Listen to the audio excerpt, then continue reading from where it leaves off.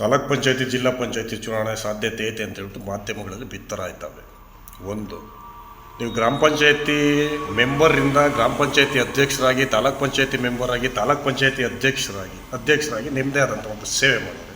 ಇದಕ್ಕೆ ಸನ್ಮಾನ್ಯ ಬಾಲಕೃಷ್ಣ ಅವರ ಆಶೀರ್ವಾದ ಕಾರಣ ಅಂತ ನೀವೇ ಸಾಕಷ್ಟು ಸರಿ ಹೇಳಿದ್ದೀರ. ಮುಂದೆ ಬರುವಂಥ ಜಿಲ್ಲಾ ಪಂಚಾಯತಿ ಚುನಾವಣೆಗೆ ಮಡಗನಹಳ್ಳಿ ಸುರೇಶ್ ಅವರು ಸ್ಪರ್ಧಾಕಾಂಕ್ಷಿನ? ನಿಜ, ನಾನು ರಾಜಕೀಯಕ್ಕೆ ಬಂದಿದ್ದು ಆಸಕ್ತಿಯಿಂದಲೇ ಬಂದೆ. ನಾನು ಬಂದಾಗ ಬಾಲಣ್ಣ ನನಗೆ ಒಂದು ಜಾಗ ಮಾಡಿಕೊಟ್ರು. ನಾನು ಪಂಚಾಯತಿ ನಿಂತ್ಕೊಂಡಾಗ ನನ್ನ ತಂದೆ ಹಿಂದೆ ರಾಜಕೀಯದಲ್ಲಿ ಬಾಲಣ್ಣ ಒಡನಾಡಿಯಾಗಿದ್ದರು. ಒಂದು ಸಂದರ್ಭದಲ್ಲಿ ನಾನು ರಾಜಕಾರಣಕ್ಕೆ ಬರಬೇಕು ಅಂತ ಬರಲ್ಲ, ನಮ್ಮ ಸ್ನೇಹಿತರುಗಳು ರಾಜಕಾರಣಕ್ಕೆ ಬರೋಂಗೆ ಮಾಡಿದ್ರು. ಅಂದರೆ ಪಂಚಾಯತ್ ಲೆವೆಲಲ್ಲಿ ಒಂದು ಆ ಸಂದರ್ಭ ಕ್ರಿಯೇಟ್ ಆಯಿತು. ನಾನು ಪಂಚಾಯತಿ ನಿಂತ್ಕೊಂಡಾಗ ಫಸ್ಟ್ ಟೈಮ್ ನಾನು ಚೇರ್ಮನ್ ಆದೆ.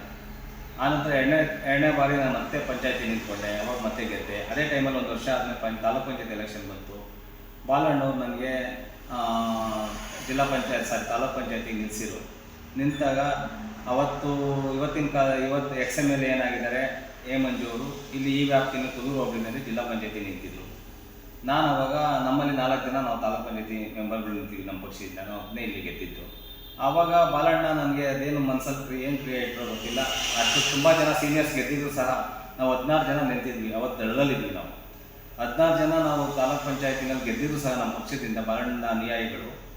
ನನಗೆ ನನ್ನ ಜೂನಿಯರ್, ನನ್ನ ತಾಲೂಕು ಪಂಚಾಯತಿಲಿ ಫಸ್ಟ್ ಟೈಮ್ ಗೆದ್ದವನು ನನ್ನ ಅಧ್ಯಕ್ಷ ಮಾಡಿದ್ರು ಅವರು.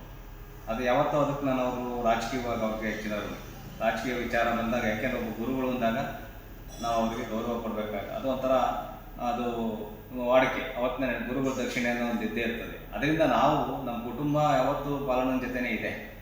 ಅವತ್ತು ನಮ್ಮ ತಂದೆ ಕಾಲದಿಂದ ನಾವು ಬಾಲಣ್ಣನಿಗೆ ಅವ್ರ ಮನೆತನಕ್ಕೆ ಅವ್ರ ಮನೆತನ, ಬಾಲಣ್ಣನ ಮನೆತನ ಅಂದರೆ ಹುಲಿಕಟ್ಟೆ ಮನೆತನ ಅಂದರೆ ನಮ್ಮ ತಂದೆ ಯಾವಾಗ ಹೇಳ್ತಾರೆ, ಹುಲಿಕಟ್ಟೆ ಈ ತಾಲೂಕಲ್ಲಿ ಏನಾದರೂ ಉತ್ತಮವಾದಂಥ ಒಂದು ಸೇವೆ ಮಾಡಿರ್ತಕ್ಕಂಥದ್ದು, ರಾಜಕೀಯ ಚಿಂತನೆ ಇರ್ತಕ್ಕಂಥದ್ದು ಹುಲಿಕಟ್ಟೆ ಮನೆತನ ಅಂತ ಹೇಳ್ತಿದ್ರು.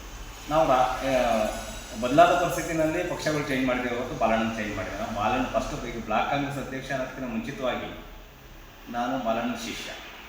ನಮ್ಮ ಕುಟುಂಬ ನಾವು ಬಾಲಣ್ಣ ಹುಲಿಕಟ್ಟೆ ಮನೆತನಕ್ಕೆ ಸೇರಿರ್ತಕ್ಕಂಥದ್ದು. ನಾವು ಅವ್ರು ಯಾವ ಪಕ್ಷಕ್ಕೆ ಹೋದೋ ಅವ್ರ ಹಿಂದೆ ಹೋಗಿದ್ದೀವಿ. ಅವ್ರು ಸೋತಾಗ ನಾವು ಅವ್ರ ಜೊತೆನೇ ಇರ್ತೀವಿ, ಅವ್ರು ಗೆದ್ದಾಗಲೂ ಅವ್ರ ಜೊತೆಲೇ ಇರ್ತೀವಿ.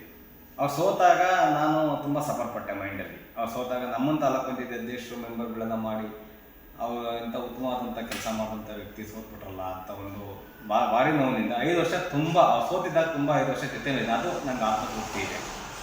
ಆ ಸಂದರ್ಭದಲ್ಲಿ ಒಂದು ಕರೋನಾ ಅಂತ ಒಂದು ಕಾಯಿಲೆ ಬರುತ್ತೆ. ಆ ಕಾಯಿಲೆ ಬಂದಾಗ ಆ ಒಂದು ಇದನ್ನು ನಾವೇನು ಮಾಡ್ತೀವಿ, ಬಾಲಣ್ಣನ ಮಾತಾಡ್ತೇನೆ. ಡಿ ಕೆ ಸುರೇಶಣ್ಣ ಸ್ಟಾರ್ಟ್ ಮಾಡ್ತಾರೆ. ಡಿ ಕೆ ಸುರೇಶಣ್ಣ ಕರೋನಾ ಬಗ್ಗೆ ತುಂಬ ಸೀವಿಯರ್ ತಗೊಂಡು ಜನಗಳ ಮಧ್ಯೆ ಬರ್ತಾರೆ. ನಾನು ಬಾಲಣ್ಣನ ಕೇಳ್ತೀನಿ. ಬಾಲಣ್ಣ ಸ್ವಲ್ಪ ಅವಾಗ ಸೋತಿದ್ದರಿಂದ ಸ್ವಲ್ಪ ಮನಸ್ಥಿತಿ ಇದಿತ್ತು, ಕಾಂಗ್ರೆಸ್ಸಿಗೆ ಬಂದು ಸೋತಿದ್ವಿ. ಅವಾಗ ಅವ್ರು ಏನು ಮಾಡಿ ಡಿ ಕೆ ಸುರೇಶಣ್ಣ ಈಚೆಗೆ ಬಂದಮೇಲೆ ಅವರು ಸಹ ನಾವು ಕೇಳ್ಕೊಂಡೆ, ನಾನೇ ಕೇಳಿದೆ, ಅಣ್ಣ ಹಿಂಗೆ ಮಾಡೋಣ, ಈ ಥರ ಜನಗಳ ಮಧ್ಯಕ್ಕೆ ಹೋಗೋಣ ಅಂತ ಬಂದ್ವಿ. ನಿಂತ್ಕೊಂಡು ಸುಮಾರು ಸೇವೆ ಮಾಡಿದ್ದೀವಿ ಅವ್ರ ಜೊತೆ ಸೇರಿಕೊಂಡು. ನಾನು ಬಾಲಣ್ಣಂದು ತಮ್ಮಣ್ಣನಂದು ಫೋಟೋ ಹಾಕ್ಕೊಂಡು ವಾಟರ್ ಟ್ಯಾಂಕ್ ಕೊಟ್ಟೆ, ಮಾಸ್ಕ್ ಕೊಟ್ಟೆ, ಮನೆಗೆ ಬ್ರೆಡ್ಡು 1000 ಪೌಂಡ್ ಬ್ರೆಡ್ ಕೊಟ್ಟಿದ್ದೆ. ನಾನು ತಿಂಗಳಲ್ಲಿ ತರಕಾರಿಗಳು ಕೊಟ್ಟಿದ್ದೆ. ಸುಮಾರು ದುಡ್ಡು ನಾನು ಆ ಟೈಮಲ್ಲಿ ಖರ್ಚು ಮಾಡಿದೆ. ಆ ಉದ್ದೇಶನೂ ಒಂದಿತ್ತು ನನಗೆ, ಜಿಲ್ಲಾ ಪಂಚಾಯತಿ ನಿಂತ್ಕೊಬೇಕು. ಅವಾಗ ಜಿಲ್ಲಾ ಪಂಚಾಯತಿ ನಮ್ಗೆ ಮುಗಿದಿತ್ತು.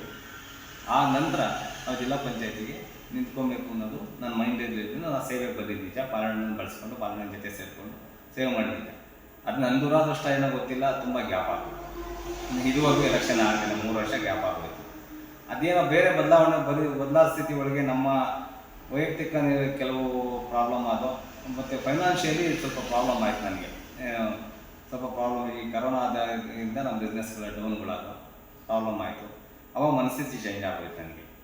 ಏನಂತ ಬೇಡ, ನನಗೆ ರಾಜಕಾರಣ ಮಾಡೋದು ಬೇಡ, ಬಾಲಣ್ಣ ಜೊತೆ ಇದ್ಬಿಡೋಣ ತೀರ್ಮಾನ ಮಾಡಿಕೊಂಡು ಚುನಾವಣೆ ಬೇಡ, ಬಾಲಣ್ಣ ಜೊತೆ ಇರೋಣ, ಚುನಾವಣೆ ನಾನು ನಿಲ್ಲೋದು ಬೇಡ ಅಂತ ತೀರ್ಮಾನ ಮಾಡ್ಕೊಂಡ್ವಿ.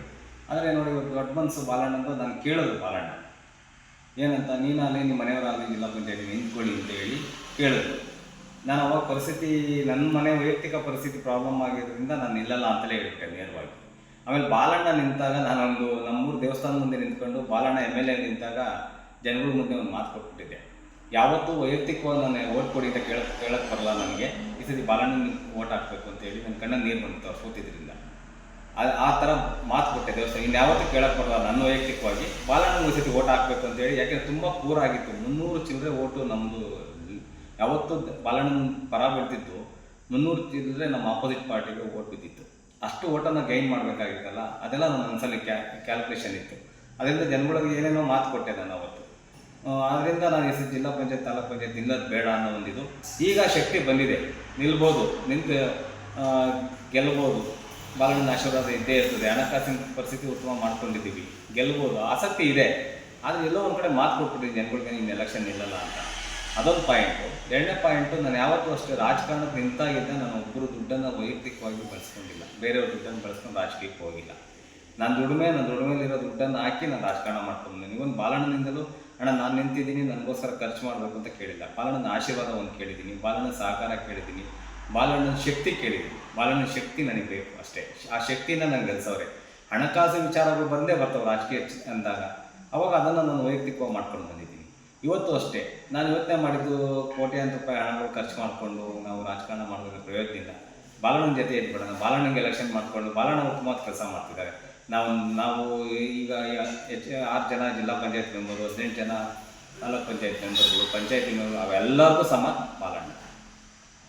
ನಾನು ಮೆಂಬರ್ ಆದ್ರೇನು, ಜಿಲ್ಲಾ ಪಂಚಾಯತ್ ಮೆಂಬರ್ ಆದ್ರೇನು, ತಾಲೂಕ್ ಪಂಚಾಯತ್ ಮೆಂಬರ್ ಆದ್ರೆ ಬಾಲಣ್ಣ ಇದ್ದಂಗಲ್ಲ. ಈಗ ಫೈನಲ್ ಆಗಿ ನೀವು ZP ಕ್ಯಾಂಡಿಡೇಟ್ ಆಕಾಂಕ್ಷಿನ ಜಿಲ್ಲಾ ಪಂಚಾಯತಿ ಆಕಾಂಕ್ಷಿನ? ನಿಜವಾಗಿ ಮನಸ್ಸಲ್ಲಿ ಆಕಾಂಕ್ಷಿ ಆಗ್ಬೇಕನ್ನೋದು ಇದೆ, ಬಟ್ ಆದರೆ ಪರಿಸ್ಥಿತಿ ಒತ್ತಡದಿಂದ ಆಗಬಾರ್ದು ಅಂತ ತೀರ್ಮಾನ ಮಾಡಿದ್ದೀನಿ.